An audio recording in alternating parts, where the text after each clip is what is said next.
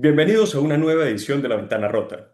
En este espacio siempre insistimos en que la libertad económica no es un concepto abstracto, sino la base real de la autonomía individual. Sin embargo, actualmente Venezuela enfrenta un retroceso silencioso y preocupante: la pérdida de la autonomía económica de sus mujeres. Según los datos más recientes de ANOVA Policy Research, la participación laboral femenina en nuestro país ha retrocedido más de 2 décadas, ubicándose en los niveles más bajos de América Latina. Pero, ¿qué significa esto en el día a día? Significa que miles de venezolanas han tenido que renunciar a sus sueños, a sus carreras y a su independencia. ¿Para qué? Para convertirse en motor de emergencia que sostiene los hogares ante el colapso de los servicios y la crisis que se vive actualmente. Para conversar sobre esta realidad nos acompaña Indira Rojas. Ella es periodista e investigadora especializada en la cobertura de derechos humanos, políticas públicas y dinámicas sociales. Es además coautora de la serie especial Autonomía Perdida. ¿Qué pasa con la fuerza laboral femenina en Venezuela? Una investigación que, más que cifras, presenta un mapa de la desigualdad estructural en nuestro país. Indira, es un honor tenerla en el programa. Bienvenida a La Ventana Rota. Muchísimas gracias. De verdad que sí, pocas veces se puede hablar sobre este tema y es maravilloso estar aquí.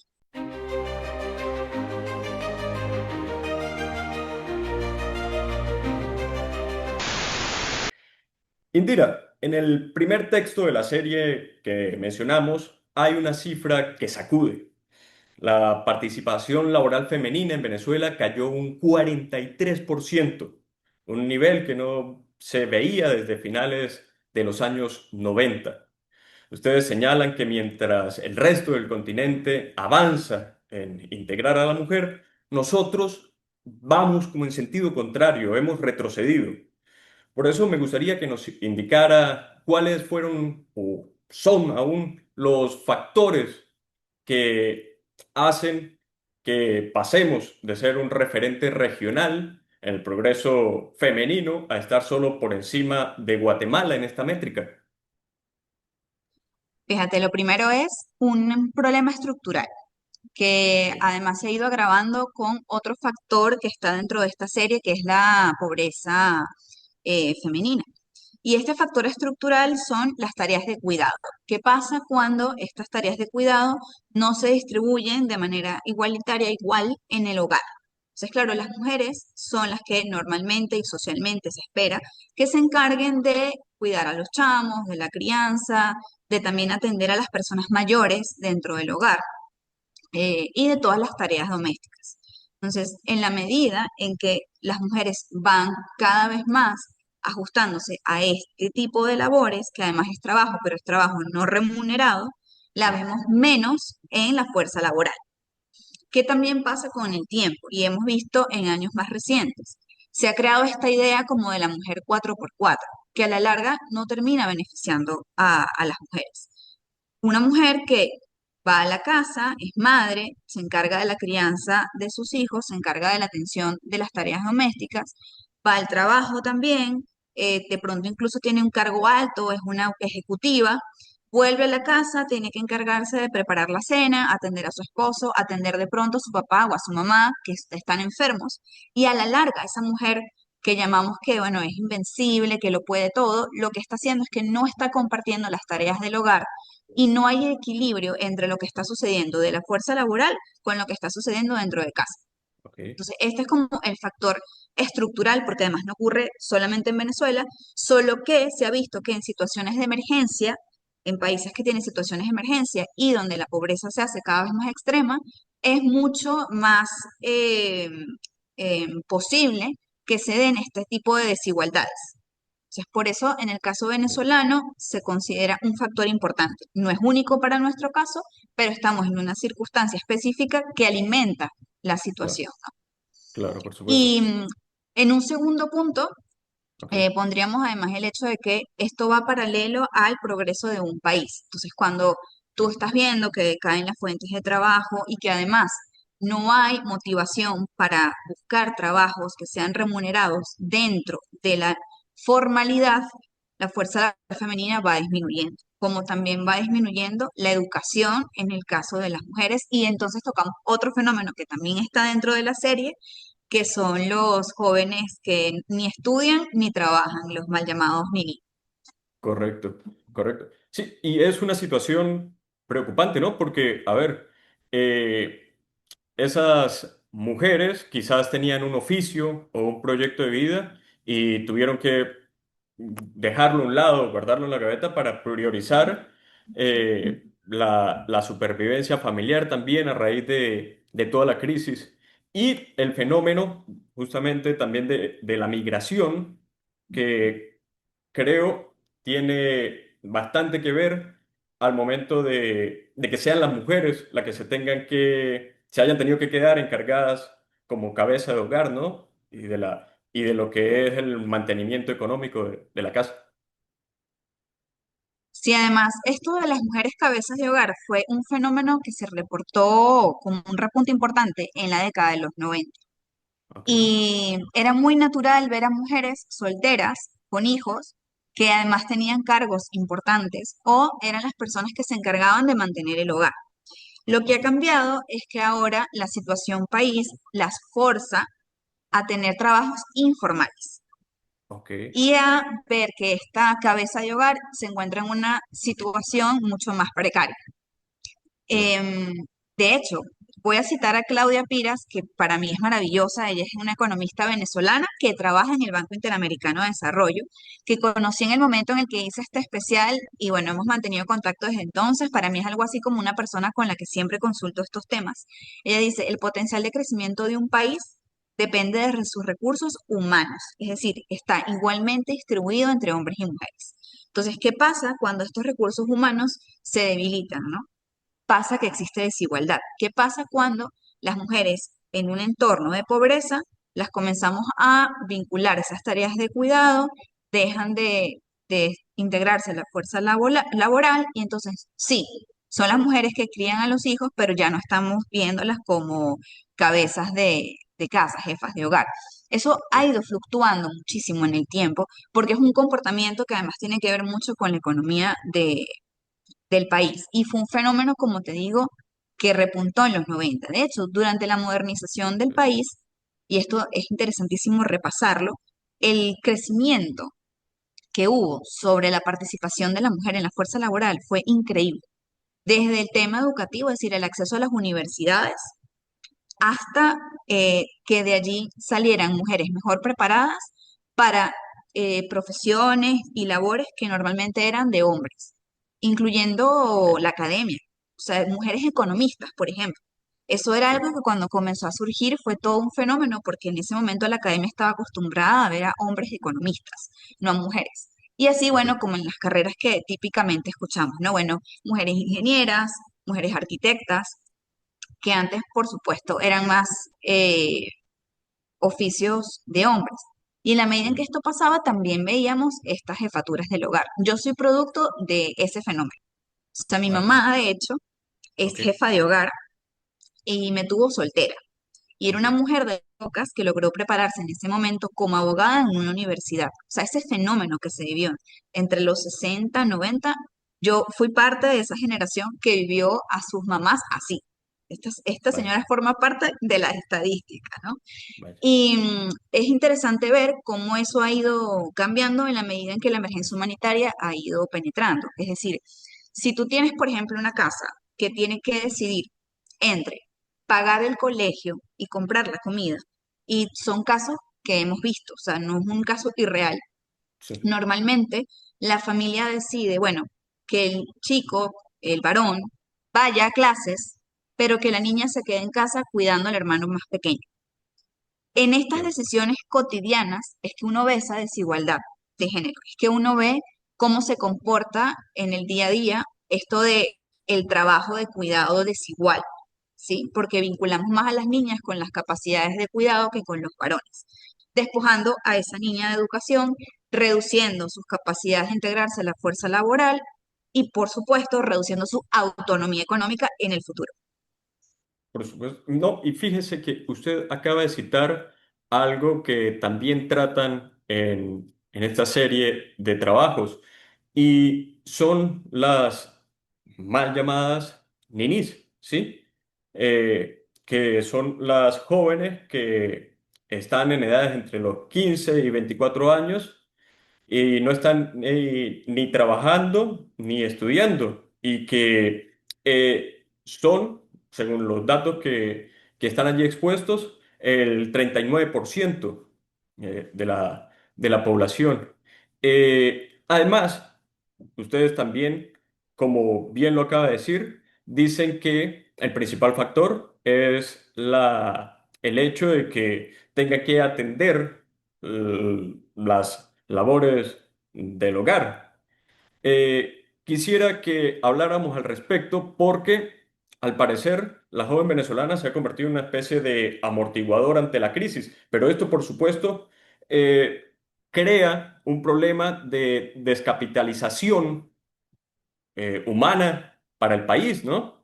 Y además, creo que también se profundiza a raíz de el hecho de que, a ver, dada la circunstancia en la que vivimos hoy, donde hay problemas con los servicios, es mucho más complicado que una mujer pueda de pronto salir de ese esquema que le toca atender el hogar y buscar la manera de prosperar, ¿no? De seguir con su estudio, de poder reintegrarse a todo el mercado laboral.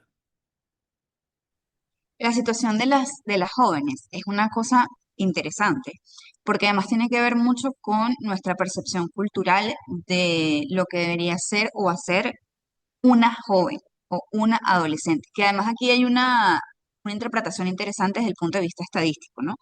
Dentro del estudio de los y las jóvenes niní, están edades comprendidas entre los 15 y los 19 años, incluso recientemente estuve averiguando que algunos se van hasta los 21, dependiendo del país. Y ahí están mezclando incluso adolescencia con juventud. Y hago la distinción porque de pronto lo que tú puedes esperar de un adolescente venezolano de 15 años sea distinto a lo que puedes esperar de un joven de 19, ¿no? Ok, Pero el estudio abarca esas edades porque ya aproximadamente en esas edades vemos adolescentes que están en algún trabajo remunerado para ayudar a sus familias, ¿no? Y en el caso de Venezuela, bueno, es así. Además, el término niní es un término estadístico que en algún momento se utilizó para referirse justamente a estos jóvenes que ni estudian ni trabajan, pero se comenzó a hacer como un debate al respecto, porque cuando tú piensas en jóvenes niní, lo primero que llega a tu mente de pronto es un adolescente vago, o sea, es un joven vago tirado en el mueble. Y de hecho, si lo googleas, lo que te aparece es eso. Es un sí, chamo tirado en un mueble con un montón de papas regadas y la televisión encendida. Probablemente hoy sea con el celular en la mano y no con la televisión sí, encendida, ¿no? Pero esa es como la proyección que hay. Y de hecho, ves muy poca visibilidad de jóvenes femeninas en ese ok, radar de lo que implica ser un joven y niño. En la medida en que fue pasando el tiempo y se estudió más este fenómeno, nos dimos cuenta que las jóvenes no estaban en una situación de ninis porque lo quisieran. Y esta idea de que eran unas jóvenes vagas, que no estaban estudiando ni trabajando, era por una decisión completamente propia, se fue transformando en, hey, estas jóvenes son víctimas de un sistema que no las está apoyando, ni las está motivando, ni las está estimulando, ni para una cosa ni para la otra, ¿no? Ni para poder terminar sus estudios, ni para tener un buen trabajo no remunerado, porque sí tienen trabajo solo que no es remunerado. Y esta es exacto, una discusión que se ha dado globalmente, que la han dado los bancos de desarrollo, que la han puesto sobre la mesa los especialistas, los organismos multilaterales, como la Organización Internacional de Trabajo. O sea, esto es un tema global, que sí trabajan. Son adolescentes o jóvenes que en su mayoría tienen hijos y los cuidan, o se dedican a algún tipo de tarea en el hogar donde tienen que apoyar a mamá o a papá, o por lo menos en el caso venezolano, son niñez dejada atrás cuyos padres no viven aquí y entonces han tenido que asumir responsabilidades dentro de la casa. Entonces sí, tienen trabajo, pero no es remunerado. sí, Sobre todo en el caso de las jóvenes y las adolescentes precisamente porque tienen toda esta vinculación con los trabajos de cuidado y las crianzas. Entonces, está esto de que están obligadas un poco a tener que responder a estas responsabilidades y tienen que desatender el estudio y no tienen tiempo para tener un empleo. Entonces, nos comenzamos a dar cuenta de que es un problema también de corresponsabilidad y hay que hacerse las Sí, preguntas, ¿no? ¿Qué está haciendo el Estado para fomentar políticas públicas que puedan ayudar a las mujeres jóvenes a tener la posibilidad de ceder un poco en estas responsabilidades? Por ejemplo, en algunos países les ha resultado crear guarderías sí, a tiempo completo en algunos empleos. Entonces, eso es una posibilidad en la que ellas puedan dejar a sus hijos o a sus hermanos pequeños, porque algunas no cuidan a sus hijos, sino a sus hermanos más chiquitos, porque papá y mamá se fueron del país, y claro, ellas puedan tener un empleo que en efecto les proporcione un ingreso. Esa es una política pública que se ha discutido y se ha hablado mucho, ¿no? Porque la solución a veces pensamos que solo debería venir de una sola parte y son varios los que componen este sistema, ¿no? Está el Estado con las políticas públicas, pero también creo que las escuelas, las familias tenemos que hacernos preguntas. Por ejemplo, en claro, algunas instituciones educativas no permiten a adolescentes embarazadas inscribirse porque consideran que pueden ser un mal ejemplo para otras adolescentes. Y esto lo sí, que trae a la larga es una persona a la cual se le está quitando el derecho a la educación y eso quiere decir que esa adolescente no tiene herramientas para formarse más adelante en algo profesional que además le permita tener un ingreso en un empleo formal. ok, Entonces, hay que plantearnos, ¿no? Como sociedad, dónde está esa prioridad. Porque además el embarazo adolescente no se contagia. Usted puede inscribir a su hijo o a su hija en su colegio claro, y con educación sexual integral resolver rápidamente cualquier duda que tengan las adolescentes sobre el tema, ¿no? sí, En algunos países han tomado esto, por ejemplo, lo de las guarderías, o han creado sistemas en los cuales les permiten a las mujeres tener unos horarios distintos para poder estar con sus hijos dependiendo de la edad que tengan. Pero ok, las políticas públicas no se pueden aplicar por igual a todos los países. Y eso es importante porque a veces, y sobre todo el gremio periodístico en el cual me incluyo, sí, pecamos de eso, eh, decimos, bueno, una solución podría ser lo que hizo Holanda o lo que hizo México. Pero la verdad es que una política pública se basa en un diagnóstico de la situación de ese país en claro, particular para resolver a profundidad la base del problema. Entonces aquí lo que habría que hacer es, primero, un diagnóstico de qué es sí, lo que está pasando con las mujeres y las adolescentes que están fuera de la fuerza laboral y que además en este caso no se encuentran estudiando para entender qué les puede beneficiar ciertamente a ellas. Porque, por claro, ejemplo, de pronto construir 1 millón de guarderías no sea la mejor solución, considerando que algunas jóvenes, adolescentes o mujeres no van a optar por esos trabajos donde las guarderías van a estar disponibles. Entonces hay que ver cuáles claro, son realmente los sistemas que nos ayudan. Cada país ha ingeniado el suyo y sí es cierto que una solución global es distribuir mejor las tareas de cuidado. claro, Mientras no haya una sustracción de tiempo que puede invertir una mujer o una joven en su educación, o la posibilidad de que esta mujer tenga autonomía económica. Y además autonomía económica hay que pensarlo no solamente como la capacidad de tener ese ingreso, sino de poder manejarlo. Y aquí entra incluso una discusión que se tiene que dar y que se tiene que formar a las adolescentes y a las jóvenes en ello sí, sobre las violencias de género relacionadas con la violencia económica, porque hay microviolencias que parecen cotidianas, que son cotidianas y son ok, difíciles de identificar. Y entender que esta autonomía económica no viene solamente con la capacidad de tener un ingreso, sino de poder administrar. Yo conocí un claro, caso de una mujer que tenía su propio emprendimiento, de hecho, lo había comenzado después de hacer un curso de empoderamiento femenino y ok, empezó su emprendimiento y tenía su propio dinero. Pero sus amigas se daban cuenta de que ella no podía comprarse las cosas que quería o cuando iban a salir no tenía el dinero y les parecía extraño. Bueno, resulta que sí, ella generaba su dinero, pero su esposo le había dicho que ese dinero tenía que ir a la cuenta de él y Ah, que era él quien iba a administrar su dinero porque ella no tenía la capacidad de hacerlo bien porque era mujer, que ella no entendía de dinero ni de economía. Entonces, fíjate que la autonomía económica es un concepto bastante amplio que no solamente implica, como te comento, bueno, tener un ingreso, sino poder administrarlo. Y claro, es importante em, que esa formación llegue, que se vea que este tipo de situaciones que son violencias se puede identificar tal cual como violencia para que no siga ocurriendo o para que por lo menos se pueda denunciar o para que estas mujeres puedan pedir ayuda, asesoría eh, y bueno, y poder salir de estas situaciones. Creo que además este trabajo que hicimos con ANOVA, ANOVA es una empresa que se encarga de procesar datos de distinta índole y ha estado trabajando desde hace mucho tiempo con el Banco Interamericano de Desarrollo. Este estudio fue hace ya en 2021, 2022. Ellos han querido retomarlo, pero ha sido un poco más difícil.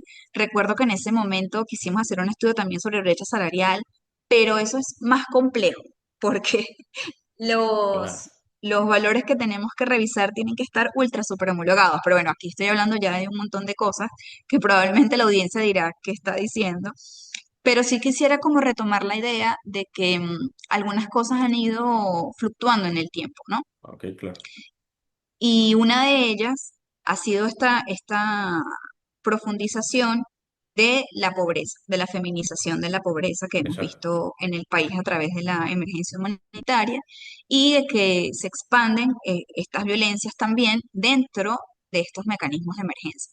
O sea, cuando un país entra en emergencia o en crisis, todo lo que tiene que ver con los roles de cuidado se profundiza. Es decir, estamos en crisis y necesitamos responder rápidamente a ciertas decisiones. Y en esas decisiones está en qué vamos a usar el dinero del hogar.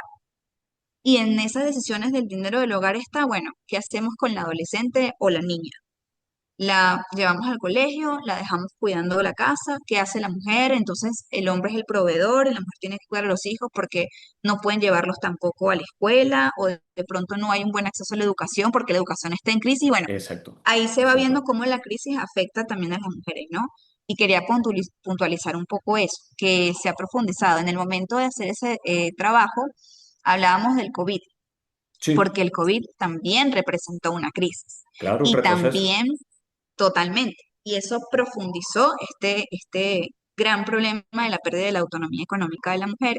Y ahora mi preocupación principal Ok, es que veo que muchas niñas y adolescentes te dicen que ellas se ven mantenidas por un hombre. Ese es su proyecto de vida. Cuando tú les preguntas qué quieres ser de grande, te dicen, ay, yo no quiero estudiar, porque ¿para qué?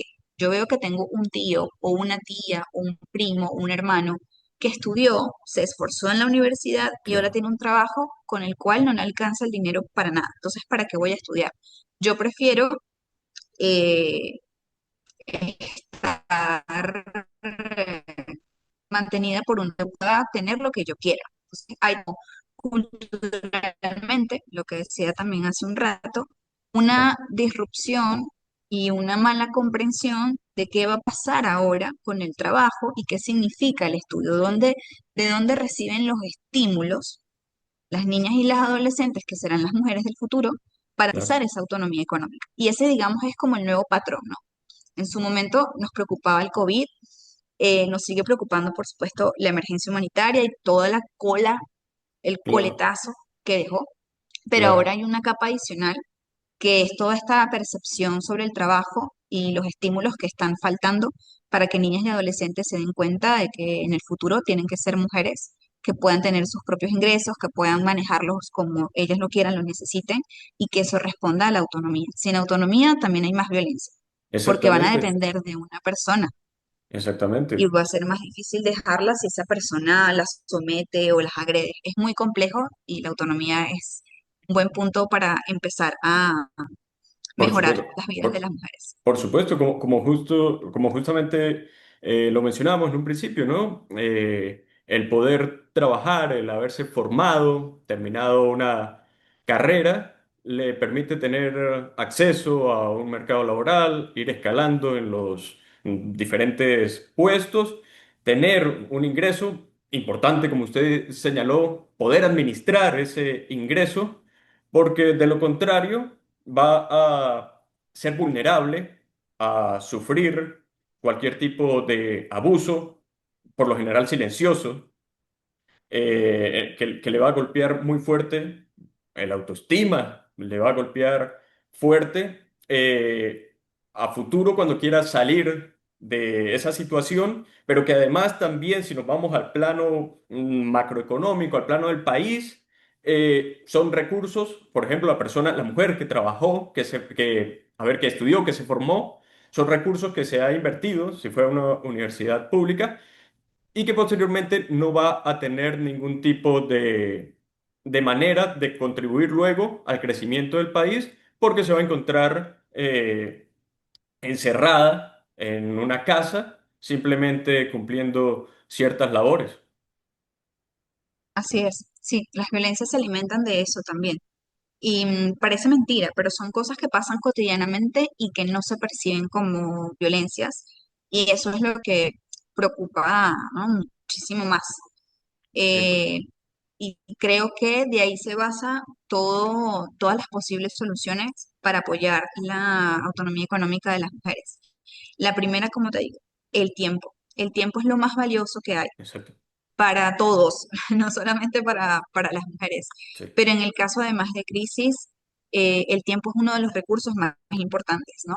De sí, hecho, hay una investigadora especialista, que no puedo dar ahorita con su nombre, que decía un poco eso, ¿no? Para las mujeres en situación de pobreza, el tiempo suele ser el recurso más valioso, porque mucho de ese tiempo se va en el trabajo de cuidado y quedan atrapadas en el círculo vicioso de la pobreza, porque quedan atrapadas en el círculo del cuidado, no pueden trabajar, solo consiguen algunas pequeñas cosas informales, tigritos, como les decimos nosotros, eso no les garantiza nada a largo plazo claro. y ahí se va repitiendo como ese círculo, ¿no? Y como Sí, te digo, las políticas públicas no pueden ser iguales para todos los países. exactamente. No, y me llamó la atención porque usted dice, menciona, muy importante y lo resalta, el tiempo, el valor que tiene.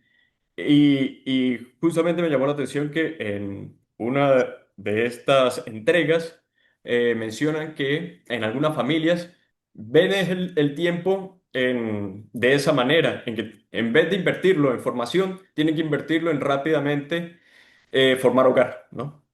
Ujú. Entonces, eso por supuesto puede frenar el desarrollo profesional y la autonomía económica de las mujeres.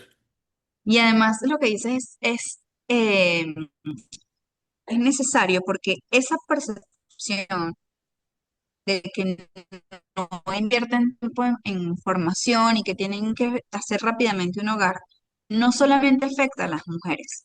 Ok, Y aquí a mí me gusta resaltar que cuando uno tiene cuenta de que la afectación por género también implica a los hombres.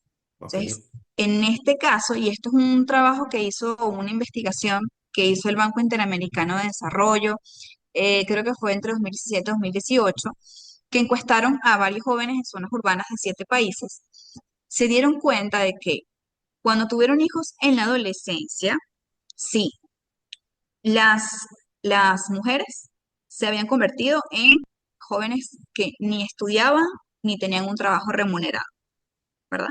ok, Y los varones tenían que rápidamente conseguir un trabajo para poder sostener esa familia. Entonces, claro, la afectación que vemos de género está igual repartida entre ambos, ¿sí? claro, Porque el adolescente también dejó de estudiar, solo que él tuvo que buscar rápidamente un trabajo como expectativa que se le tiene de proveedor. Y claro, la adolescente dejó de estudiar y de trabajar para poder cuidar al niño que nació o que está por nacer. claro, Entonces, eso es lo que pasa también cuando mujeres y hombres tienen hijos en edades tempranas y cómo se va repartiendo, digamos, esas cargas y el impacto que se tiene desde la perspectiva de género. Porque uno podría decir, bueno, es que el varón de pronto salió ganando porque está trabajando, sí, pero ese varón también dejó de estudiar, probablemente el trabajo al que se dedica no es su trabajo soñado, no se puede formar porque no tiene tiempo para su trabajo soñado, el tiempo pasa, Exacto, todos los niños, niñas, adolescentes son personas en desarrollo, lo que quiere decir que demandan mucho dinero, tiempo, atención, claro, se necesitan recursos para su desarrollo y la mayoría de los recursos del hogar van a ser invertidos en ese niño.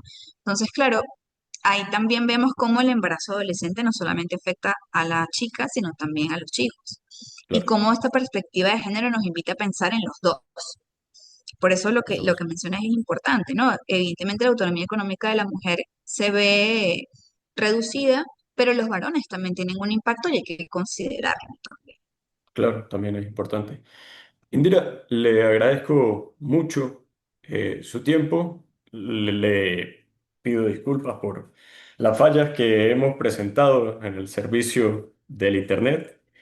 Y bueno, totalmente agradecido por esta radiografía que nos ha presentado acerca de lo que es el mercado laboral venezolano, más específicamente en lo que son las mujeres y también en todo lo que es la materia educativa y cuál es la situación de la población femenina que nos debe llamar la atención y nos debe poner a pensar en buscar soluciones que van más allá de alguna ley, de alguna reforma de ley, sino que tiene que tocar obligatoriamente los patrones socioculturales de Venezuela. Sí, es gracias a ti por esta entrevista. El internet no nos quiso mucho, pero lo logramos. No te Sí, preocupes, gracias. Y por aquí siempre la ordena. cómo no, agradecido. A ustedes que están allí, tengamos siempre presente que un país es verdaderamente libre cuando sus ciudadanos, hombres y mujeres, tienen la autonomía para poder construir su propio destino. Hasta la próxima.